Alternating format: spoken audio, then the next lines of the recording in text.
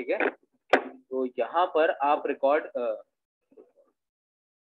1.5 घंटे की है ना, 1.5 घंटे की क्लास।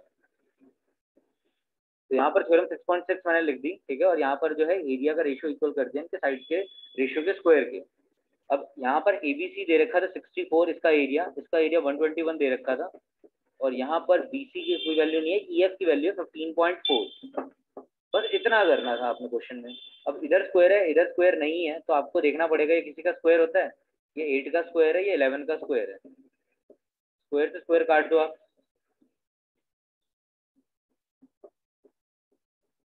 ठीक है, ये आ गया 8/11, 15/4 यहाँ डिवाइड हो रहा है, उधर जाके मल्टीप्लाई हो जाएगा,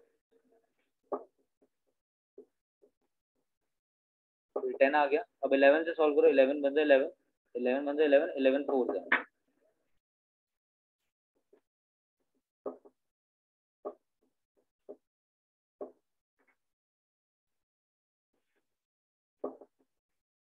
ठीक है। तो ये अगर आपने मल्टीप्लाई करा, 4 8 32, 3 कैरी हुआ, 11.2 आ रहा है मेरा आंसर पे, चेक करना आप लोगों का क्या आ रहा है।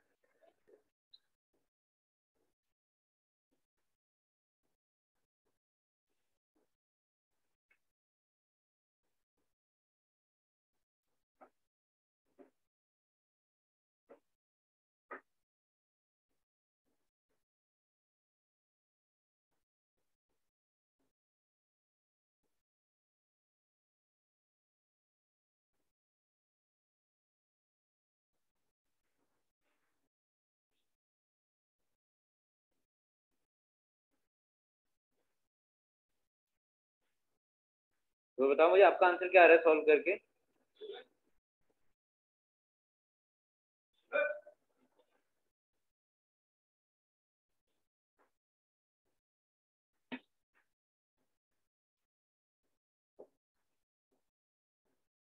किसने करा सॉल्व? यस सर, मेरा भी आंसर आ गया। यस सर, वही आ रहा है, 11.2 ही आ रहा है आप लोगों का।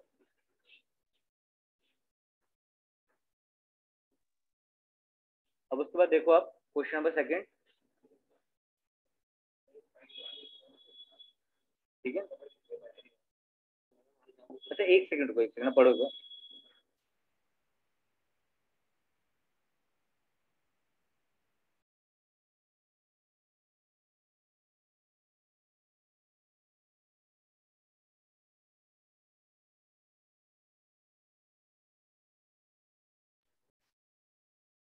चलो देखो यहाँ पे बच्चे क्वेश्चन नंबर सेकंड कर रहे हैं।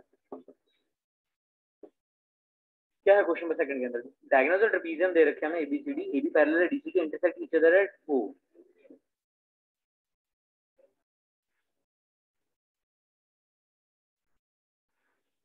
तो इधर है ए बी सी डी,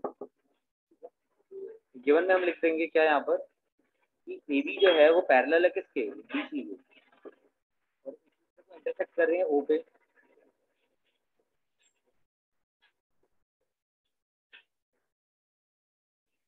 तो ये ओ पे इंटरसेक्ट कर रहे हैं, ठीक है। अब अगर मैं बात करूं ए बी जो है, राजेश एक सेकंड बच्चे रुको।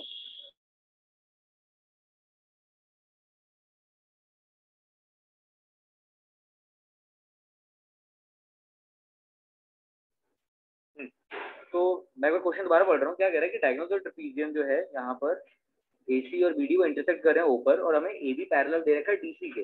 दूसरा ए बी जो है ये हमें यहाँ पर क्या दे रखा है, इक्वल दे रखा है ट्वाइस ऑफ सी डी के। ये दो चीजें हमें गिवन है।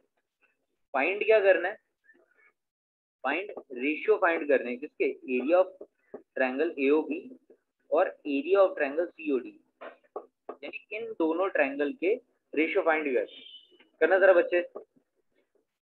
अब देखो रेशियो के लिए एक इंपॉर्टेंट बात क्या थी कि रेशियो प्रूव करने के लिए ट्रायंगल का सिमिलर होना जरूरी है। सबसे पहले करना क्या होगा, एओबी और सीओडी, इन दोनों ट्रायंगल को आपको सिमिलर करना पड़ेगा, क्योंकि उसके बाद ही आप ये थ्योरम लगा सकते हो। तो ध्यान रखना, थ्योरम जो तभी लगेगी जब ट्रायंगल सिमिलर होंगे।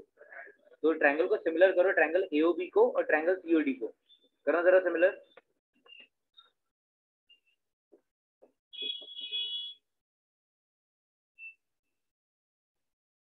सर हाँ जी, सर जैसे कि इस बार हमारे पेपर सर एमसीक्यू होंगे, तो सर अगर जैसे कि सर कोई मतलब कोई 4 मार्कर क्वेश्चन आता है सर एग्जाम में, सर मतलब होता वो एमसीक्यू फॉर्म में, बट उन्होंने आपकी आवाज कट गई। 4 मार्कर वाला क्वेश्चन सॉल्व करके उसका आंसर वहाँ पे टिक करना है। हाँ सर ठीक है। बारी है। हाँ आ रही है, फिर टिक करना है। देखो मेन ना अभी हमें नहीं पता, तो मैं थोड़ा ना खुद वेट कर रहा हूँ कि सीबीएसई की तरफ से कैसे पेपर्स आते हैं ना, तो आइडिया मिल जाए कि सारे ही एक नंबर के होंगे, 40 क्वेश्चन होंगे, या कुछ क्वेश्चन अलग होंगे, तो वो थोड़ा सा ना वेट करना पड़ेगा, या फिर सारे क्वेश्चन का ये एक। सर मेरे को भी कंफ्यूजन है हाँ कि मतलब जैसे कि कोई बिग मार्कर का आ गया, अब हमें करना हाँ। ठीक है बट वो वो फोर ना, मार्कर का मैं क्या आपको ना कोई स्कूल के टीचर्स भी नहीं बता पाएंगे जब तक ना है। सीबीएसई की तरफ से कोई गेस्ट पेपर्स नहीं आते।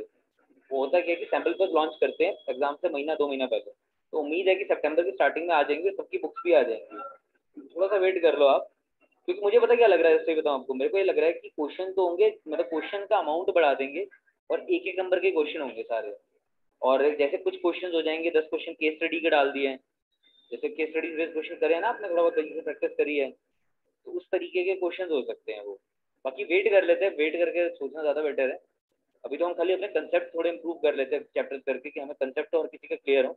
अब क्वेश्चन जिस भी तरीके के आएंगे वो हम प्रैक्टिस कर लेंगे सैम्पल पेपर के थ्रू। ठीक है ना, तो अभी कोई नहीं, इतना टेंशन मत लो। अभी खाली अपने प्रैक्टिस पे ध्यान दो, अपने कंसेप्ट पे ध्यान दो। क्वेश्चन तो वही होंगे, बस थोड़ा सा उनकी मॉडिफिकेशन होगी, वो हम देख लेंगे, प्रैक्टिस कर लेंगे उन क्वेश्चन की।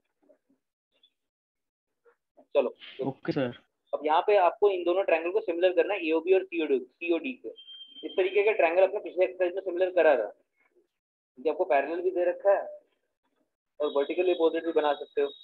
तो देखो आप सिमिलर कैसे करोगे इन दोनों ट्रायंगल्स को।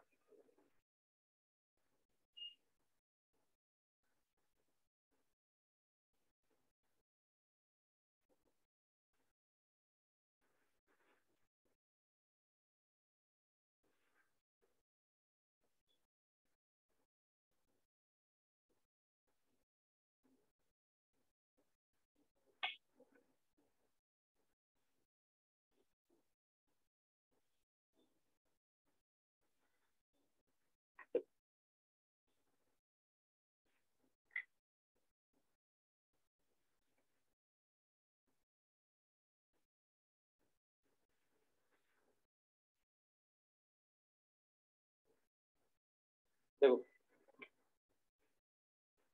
ये वर्टिकली अपोजिट एंगल है, पहले तो आपको एंगल इधर मिल गया, एंगल 1, एंगल एओबी में एंगल 2 है, इधर angle 1, vertically opposite angle, vertically opposite angle. दूसरा हमें पैरेलल दे रखा था, तो मैं इनको बोल सकता हूँ ये ऑल्टरनेट इंटीरियर एंगल है। तो एंगल 3 4 आएगा यहाँ पे, एंगल 4 यहाँ पर इक्वल है वहां के एंगल 3 के, ये हो जाएगा आपका ऑल्टरनेट इंटीरियर।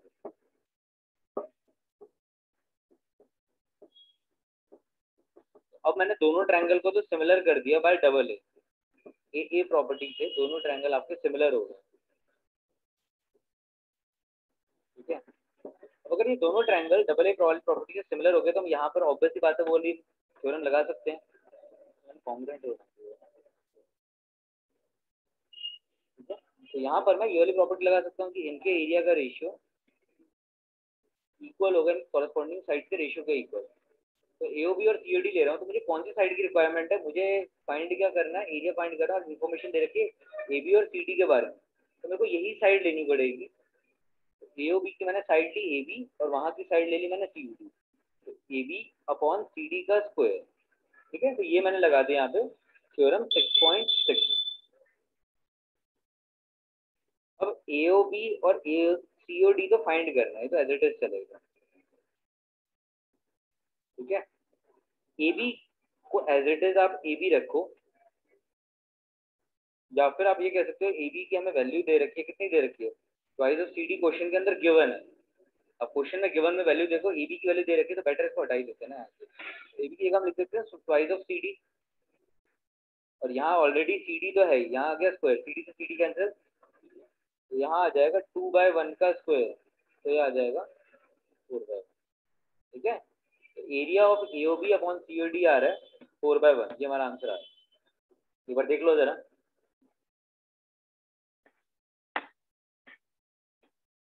पर देख लो जरा ये वाला क्वेश्चन, क्वेश्चन नंबर सेकंड, इसमें कोई डाउट है तो क्वेश्चन नंबर थर्ड करते हैं।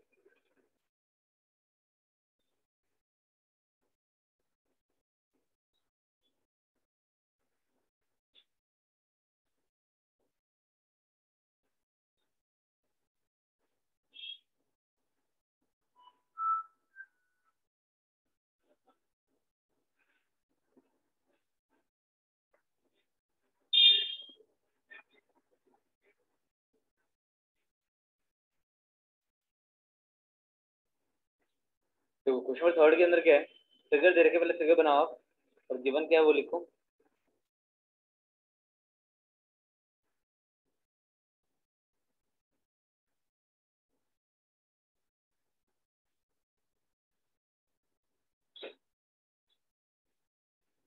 सर ऑफलाइन में टाइमिंग्स एंड ट्यूशन की।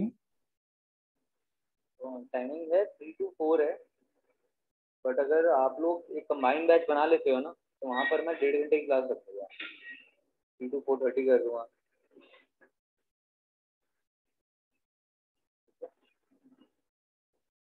Sir maybe next week से मैं ऑफलाइन आऊँ। ठीक है, अच्छी बात है।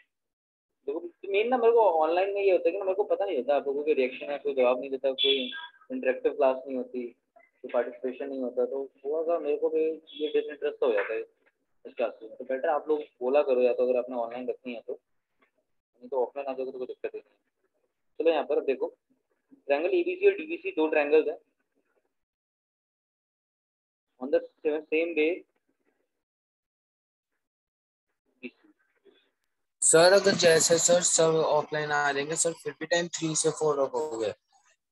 देखो ऑलरेडी ना उस पर 9 की क्लास होती है, तो ये अगर आपको थोड़ा सा नीचे रखवानी है जैसे 4 से 5:30, ठीक है ना, तो मैं एक बार 9th वालों से बात करूंगा, उनकी शिफ्ट कर दूंगा 3 to 4, ऐसा हो जाएगा। देखो क्योंकि मुझे 1.5 घंटे की क्लास ही लेनी पड़ेगी एक दो हफ्ता ना, तब जाके थोड़ा सा हमारा सिलेबस स्मूथ में हो जाएगा। जैसे या तो आपके पास चॉइस होगी 3 to 4:30, या फिर एक स्लॉट ये दे सकता हूँ, या 4 से 5:30, ये दोनों स्लॉट देख लो जैसे आपको कंफर्टेबल लगे, इन दो स्लॉट में दे दूंगा मैं आपका। पहले वाला स्लॉट है तो कोई दिक्कत नहीं है, सेकंड स्लॉट सर होगा। पहले वाला ही सही है सर सर। अगर ठीक है पर सारे, ऑफलाइन हाँ बोलो करना, आवाज कट गया ना आपकी।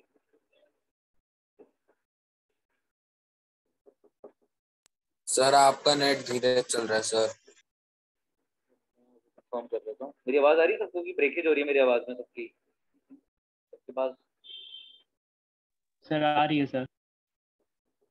कोई नहीं, आप मैसेज भेज दो, क्या कह रहे हो आप, आपका क्या डाउट है?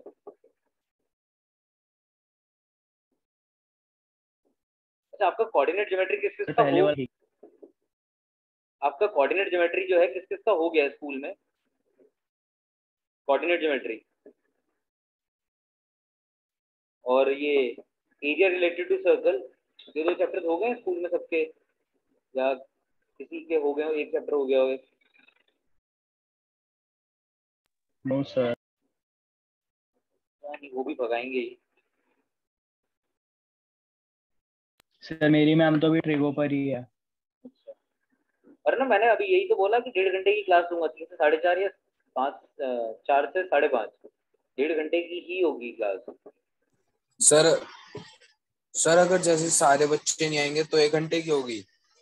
नहीं मैं कोशिश यही कर रहा हूँ सारे आ जाए, क्योंकि स्पर्श का भी थोड़ा कच्चा पक्का ही है, और ऑलमोस्ट 7-8 बच्चे तो आ ही रहे हैं देखो ऑफलाइन, 4-5 बच्चे बच रहे हैं जो ऑनलाइन में है। देखता हूँ मैं, अगर काफी बच्चे अगर मान जाएंगे तो सारे आना शुरू हो जाएंगे, देखते हैं नेक्स्ट वीक तक मैं सबसे बात करके रखता हूँ, सारे आ जाएंगे। चलो देखो, अब इस वाले क्वेश्चन में क्या कह रहा है, आपको प्रूव करना है कि ट्रायंगल एबीसी, सर क्योंकि सर फैलने लग गई सर थर्ड के बाद। हाँ ट्रायंगल एबीसी और ट्रायंगल डीबीसी का एरिया का रेशियो हमें इक्वल करना है एओ अपॉन डीओ के, ये ध्यान रखना, ठीक है। अच्छा एक और चीज मैं बताता हूँ, जब हमने ऊपर थ्योरम पढ़ी थी ना, तो एक ना आपके एनसीईआरटी में नहीं है, पर जब आरडी वगैरह पढ़ोगे ना, आरडी या आरएस अग्रवाल या कोई भी हेल्पिंग बुक पढ़ोगे, तो वहां पर ना एक चीज आपको बताई जाएगी कि सपोज करो यहाँ पर एडी और पीएम ना मीडियन है, हमें गिवन है कि AD and PM are median, हमें दे रखा है। तो ये जो है एरिया का रेशियो इन मीडियन के रेशियो के स्क्वायर के भी इक्वल होगा, यानी हम लिखेंगे median AD upon median EM का स्क्वायर। ये रेशियो भी सेम होता है, याद रखना, कहीं एक नंबर में आ जाए और आपको पता ना हो, क्योंकि आरडीआई आरएस के अंदर ये चीज है कि साइड के रेशियो के इक्वल तो होते ही हैं स्क्वायर के, और मीडियन के रेशियो के स्क्वायर के भी इक्वल होता है, तो ये चीज आप याद रखना, ठीक है। अब अगला क्वेश्चन कर रहे हैं जल्दी से, तो फिगर बना लो ना, फिगर क्या आता है।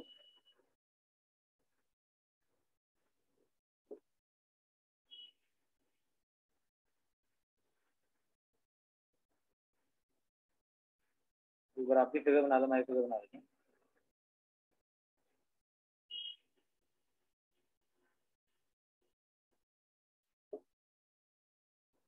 अभी जो एंड में चैप्टर हो रहे हैं ना, एक बार थोड़ा सा अच्छे से आप करो, क्योंकि टाइम थोड़ा कम है, तो पूरा पूरा चैप्टर तो रिवाइज नहीं हो पाएगा, ठीक है ना।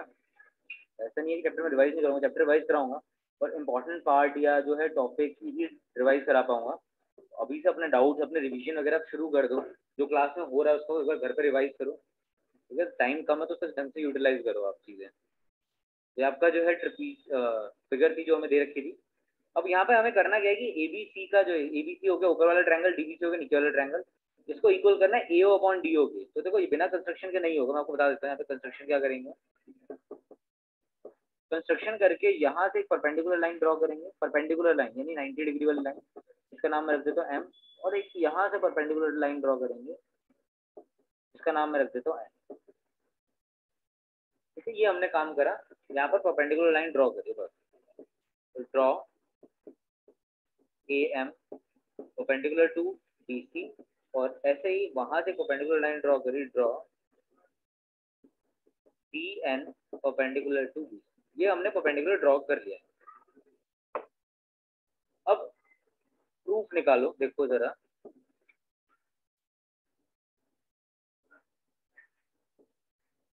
क्या है यहाँ पर। सबसे पहले काम करो, इन दोनों ट्रायंगल को देखो आप सिमिलर कर सकते हो, ट्रायंगल ए एम ओ और ट्रायंगल डी एन ओ को आप सिमिलर कर सकते हो, देख के बताना बच्चे मुझे जरा। इस ट्रायंगल की बात करो मैं, triangle A M O and triangle D N O, इसको सिमिलर करा जा सकता है।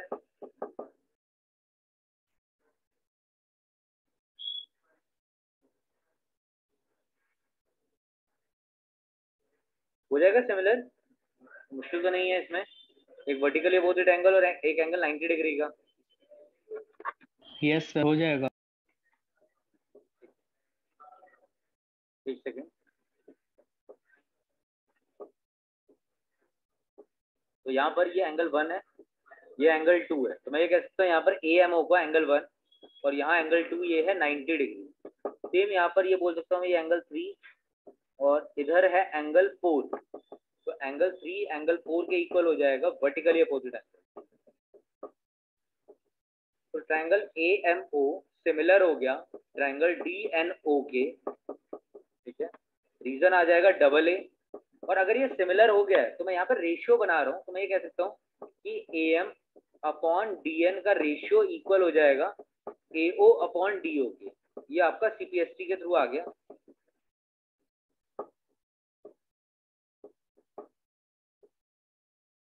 ठीक है। ये सीपीएसटी के थ्रू आ गया। अब आप करो क्या कि आप ट्रायंगल ए बी सी लो और इसके अंदर एरिया ऑफ ट्रायंगल का फॉर्मूला लगा दो।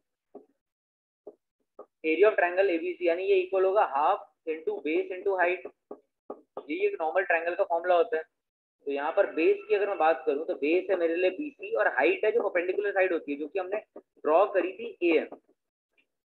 तो यहाँ पर एरिया ऑफ एबीसी आ गया आपके पास half into BC into A M, इसको ले लेना इक्वेशन ए। ऐसे ही दूसरा ट्रायंगल नीचे से लो डीबीसी, इसके अंदर एरिया का फॉर्मूला लगा दो, सेम वही half into base into height. Base है यहाँ पे बीसी और हाइट है मेरा ए एन, यानी डी एन।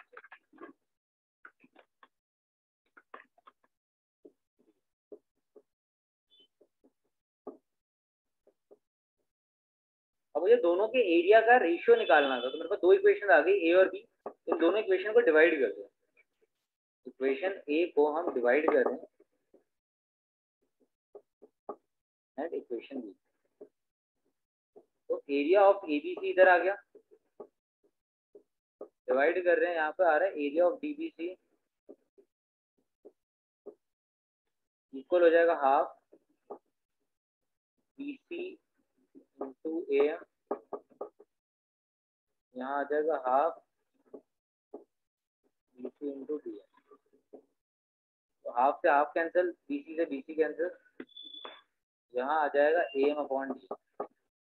और अभी आपने ए एम और डी एन का रेशियो ऊपर कहीं इक्वल करा है इक्वेशन 1 में, ठीक है। ऊपर जाते हैं अगर हम इक्वेशन 1 में, तो आप देखो कि आपको A M upon D N equal करेगा ए अपॉन डी होगी। यहाँ पे लिख देना यूजिंग इक्वेशन 1। हम यहाँ पर ये बोल सकते हैं कि area of A B C upon area of D B C equal हो जाएगा किसके, ए ओ अपॉन डी ओ। ये हो गया आपका क्वेश्चन, ठीक है ना। यही आपको प्रूव करना था यहाँ पे कि area of A B C upon area of D B C equal हो जाएगा किसके, ए ओ अपॉन डी ओ के। देखो एक बार समझ में आया वाला क्वेश्चन।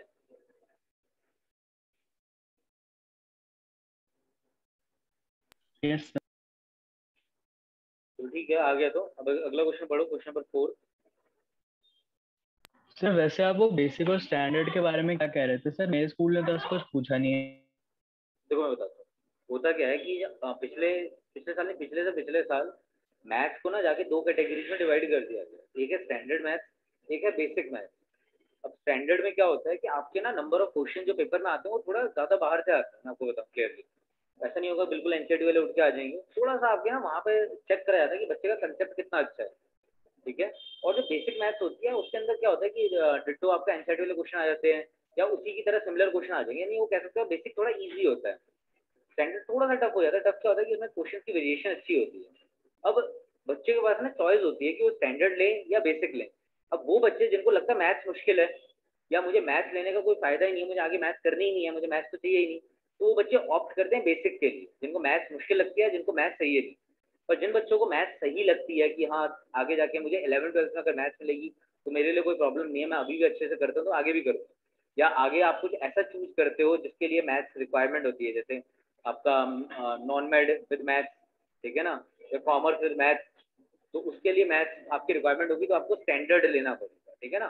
तो ये 2 चीज़ें होती हैं। अब आप स्कूल के अंदर जैसे क्या होगा, अभी क्या टाइम है, सितंबर, तो सितंबर या अक्टूबर में आपको ना पूछ लिया जाएगा कि आपको स्टैंडर्ड मैथ्स चाहिए या बेसिक मैथ्स चाहिए। कई स्कूलों में अभी से पूछ लिया होगा, तो ये स्कूल में पूछा जाएगा। और जिनके में नहीं पूछा जा रहा तो वहाँ स्कूल वाले ना खुद भर के भेज देंगे अपनी मर्जी से। कैसे, उनको पता होगा बच्चे की परफॉर्मेंस के अकॉर्डिंग, इस बच्चे की परफॉर्मेंस बिलो एवरेज है, इसको बेसिक दिलाना चाहिए, इसको स्टैंडर्ड नहीं दिलाना चाहिए। बाकी आप अपने टीचर से आज ही बात कर लेना कि मैम आपने मुझे कौन सी मैथ्स के लिए जो है मतलब चूज करा है, मैं स्टैंडर्ड में मतलब मेरे लिए ऑप्ट करूँ या बेसिक, वो ज़्यादा अच्छे से बता देंगे। और ये भी बता देंगे कब फॉर्म भर के वो भेजेंगे, ठीक है ना। आपके स्कूल टीचर इसमें आपकी हेल्प करेंगे, आप अपनी तरफ से कुछ नहीं कर सकते। अब आ गया समझ में प्रियांश? Okay sir. हाँ जी, अब एक बार जल्दी से क्वेश्चन नंबर 4 को ट्राई करो।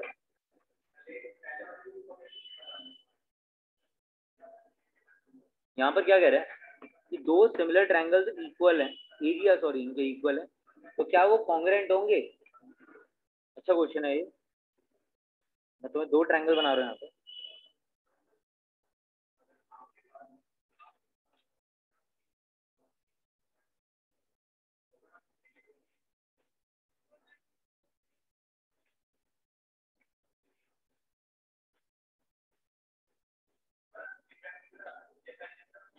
गिवन क्या है,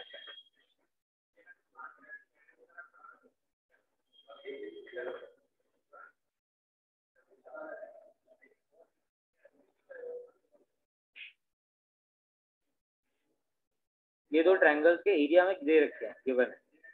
और हमें ये भी बता रखा है कि ट्रायंगल भी आपस में क्या है, सिमिलर है। हमें प्रूव करना है कि कॉन्ग्रुएंट है।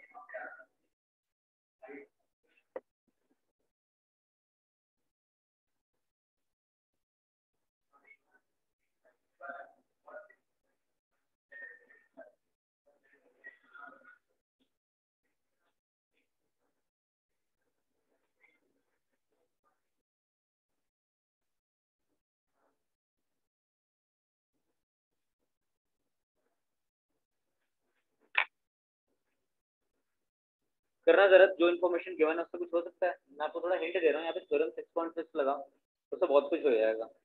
करना जरा थ्योरम 6.6 लगा के।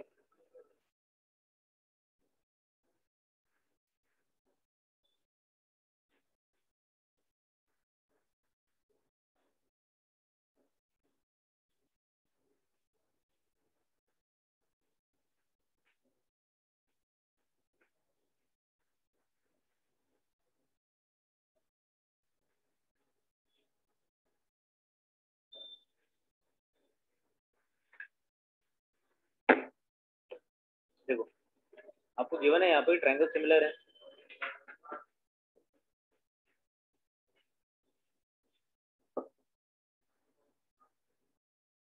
अगर ट्रायंगल सिमिलर है तो इनके एरिया का रेशियो में लिख सकता हूँ।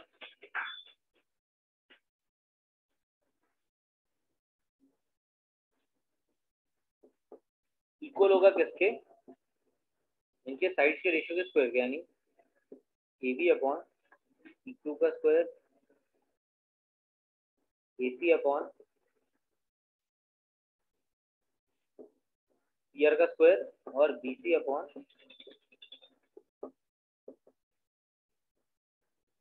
यहाँ लिख देंगे थ्योरम 6.6।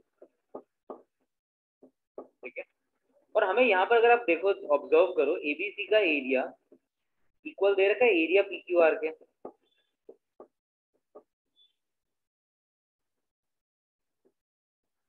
ठीक है, तो मैं यहाँ पर ये लिख सकता हूँ कि अगर ये दोनों इक्वल है तो एरिया से एरिया कैंसिल हो जाएगा, तो यहाँ 1:1 आ जाएगा, यानी 1/1 इक्वल हो गया A P upon P Q R के स्क्वायर के। बताओ इतनी बात समझ में आ रही है? Yes sir. तो अगर ये हो गया तो यहाँ पे मैं स्क्वायर लगा के स्क्वायर से स्क्वायर कैंसिल कर सकता हूँ, क्योंकि 1 का स्क्वायर 1 ही होता है। तो आपके पास आ गया 1/1 equal to A B by P Q. और इनको अगर क्रॉस मल्टीप्लाई करते हो तो आप ये प्रूव कर पा रहे हो कि ए बी इक्वल है किसके, पी क्यू के। सिमिलरली यही बात मैं यहाँ पर लिख सकता हूँ कि ए सी पी आर करके दिखाने की जरूरत नहीं है, सिमिलरली लिख लो आप, ए सी पी आर के इक्वल हो जाएगा और बी सी क्यू आर के इक्वल हो जाएगा। बस अब आपने कॉन्ग्रुएंसी रूल लगाना है इनके अंदर। अगर मैं ट्रायंगल ए बी सी ले रहा हूँ और ट्रायंगल पी क्यू आर ले रहा हूँ, तो मैं ये कह रहा हूँ यहाँ पर कि ए बी जो है वो इक्वल है किसके, पी क्यू के, ए सी किसके इक्वल है, पी आर के, और बी सी इक्वल है किसके, क्यू आर। तीनों में आ जाएगा प्रूव्ड अबव।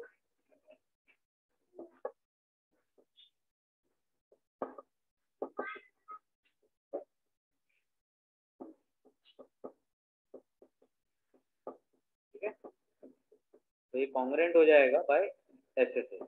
तो दोनों ट्रायंगल कॉन्ग्रुएंट भी हो सकते हैं बाय एस एस एस, अगर सिमिलर ट्रायंगल के एरिया के रेशियो एरिया इक्वल होता है। बताओ एक बार देख लो समझ में आ रहा है नहीं आ रहा है क्वेश्चन।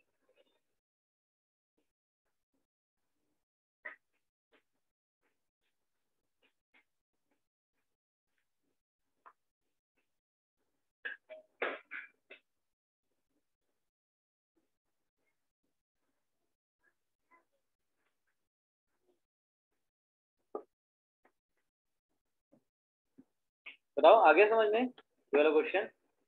Yes sir. चलो फिर एक काम करते हैं, जितना ही कर रहे हैं, ये थोड़ा सा बड़ा ही क्वेश्चन है। ठीक है, तो ये हम बाद में करते हैं, ये 3 क्वेश्चन रह गए, नेक्स्ट क्लास में करते हैं। आप एक काम करना, देखो होमवर्क में ना बता रहा हूँ थोड़ा सा, ये ओके सर। 8th और 9th कर लेना है, बहुत छोटे छोटे और इजी है। होमवर्क में क्वेश्चन नंबर 8 और क्वेश्चन नंबर 9 को ट्राई करना आप लोगों ने। ठीक है, चलो ठीक है फिर आज इतना ही कर। Okay sir. Bye bye.